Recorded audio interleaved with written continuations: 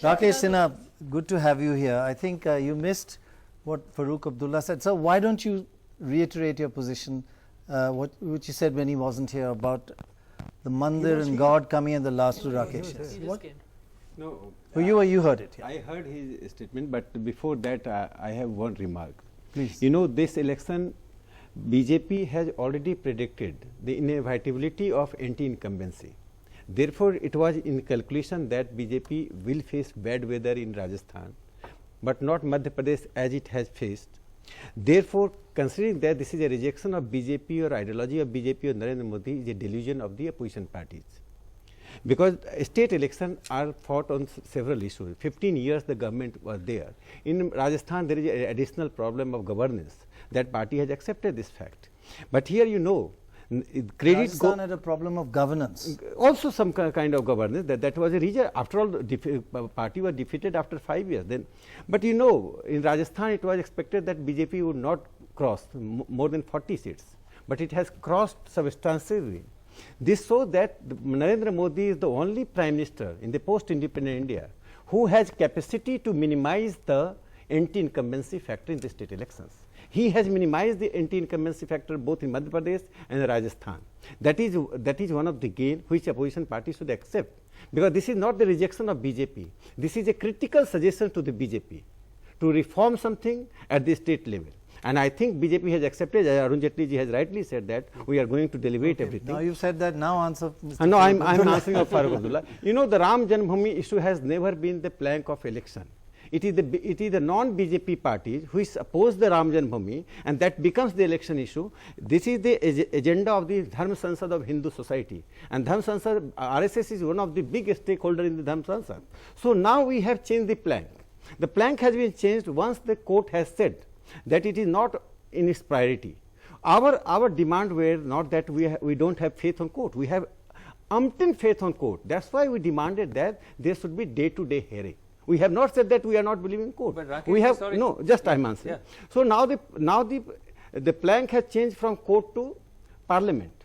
The RSS and the Sangha Parivar and general Hindus are demanding that it is the parliament which should enact the law or have an ordinance by the government, because on Somnath temple we are comparing the Ram Janmabhoomi issue to the Somnath temple. But Rakesh, sorry, I understand. You know, we know the history, but he's making a simple point. He's saying it's an election issue. Yogi Adityanath goes everywhere just saying Mandir, Mandir, Mandir. You know, Yogi, He made it into election issue. No, I think Farooq Abdullah wants to. One thing I'd like to ask you. Today, yesterday when the leaders met, everybody said Parliament must work.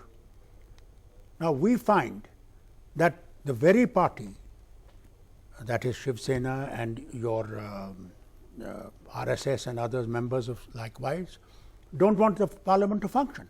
From tomorrow, you will start all sorts of hula-ha there. Then where is the Parliament going to function for your deciding Ram temple there? No, there is no dispute that Parliament should function. But it's since 12th we will see who is stopping Parliament, who is disrupting the Parliament. That is the matter of 24 hours we can see. You will see. It is not the BJP and Shiv Sena. I know that who would disrupt the Parliament. They would bring a lot of issues like CBI, Jammu Kashmir issue. I know that how opposition is planning. I'm answering just one last thing. One more before you answer. So one more thing I'd like to say. Now why? 4.5 years you have been in government. 4.5 years. Why is it when the election is near that do you raise, whether in the Supreme Court, whether in the public meetings that your leaders are holding, why is it Ram temple not raised as soon as you won the elections? You know, why did you stop in this 4.5 years? We have faith on court, and we waited till the court said. But you know, when Deepak Misra was Chief Justice, what kind of all sorts of perceptions and the institutionalized perception by the opposition party that Deepak Misra is going to give verdict on Ram Janmabhoomi issue. For the first time, the Chief Justice was brought into dock. By the who brought? People like you and the opposition parties. Rakesh, second, just one thing, I must give full disclosure. Like you have brought a private member bill to build the Ram temple. True. Yeah. No, I proposed private, you know, why did I propose? In parliamentary democracy everywhere except India, there is a critical importance of the private member bill. But what happened to Vikas? No, is this your most important No, thing? I'm coming. No, in Ram and Roti both are important. We are not hampering the Vikas. Narendra Modi's Jan Dhan Yojana, inclusive financial inclusion is unprecedented in this country. The millions of people who have never seen the door of the bank, they are the part of the banks. But you know, Ujjwala Yojana. One second. Constitutionally, you're an MP Let now. me complete one sentence. I know, I've understood Ram Ujjwala Yojana. Do you know the impact of Ujjwala Ujjwala Yojana? Do you know the importance? So we're not on Ujjwala at the moment. Make in India. Do you know the importance of the startup? Can I just ask you, sir, as an MP, you've taken an oath, you've sworn on the Constitution. The Constitution clearly makes a distinction between church and state. Yes. Once you become part of parliament, once you become part of government, you cannot side with any religion. But when you bring bills for Mandir and so on and talk about it and talk it up as a government, as an MP, that's actually violating the constitutional. Then you have to condemn Dr. Rajendra Prasad. His speech that when he was going to inaugurate the Somnath temple, and Jawaharlal Nehru wrote letters to all the chief minister of the Hindustan that Jawaharlal, he has giving the injuries to India because he was inaugurating a temple. It was not a question of temple. Srinivasan Jain, it is between the Indians and the aggressors. And Mohan Bhagwat ji categorically said that this is not the binary between Hindus and Muslims, this is between Indians and the aggressors. Sudhindra, Black spot on India by the Babar. One of the things, he's making a strong point, but I think what not being answered, and we're not getting even from Chari, is the violence in those speeches. It's not just religion, it's hatred, it's inciting. That's not India. And to bring that up 6 months before an election is, I can't use the word for it, a shocker. That's the most mild. Go ahead. I'm one of those who has consistently been saying that there should be a Ram Mandir at Ayodhya, and the sentiments of large sections of the Hindu society should be respected. But to do this, taking a coercive, in fact a violent path is un-Hindu, anti-Hindu, and that is precisely what is being done now.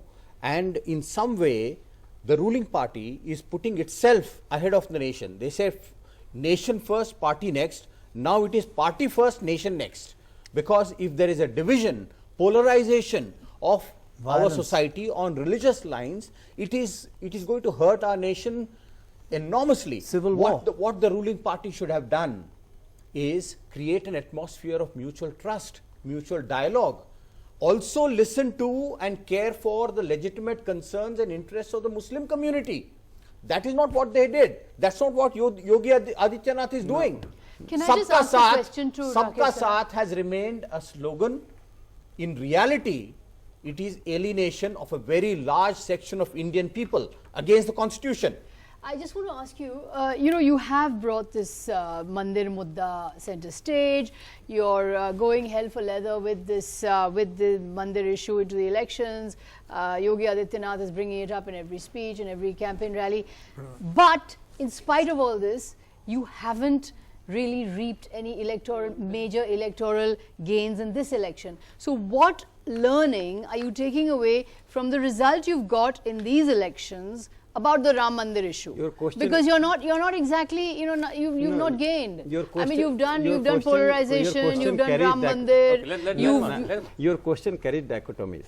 You say that this is an election issue and you are not getting any because you were using it as an election issue. No BJP leader asked the electorate to vote, because if you won't vote, then BJP would not be possible to reconstruct the Ram temple.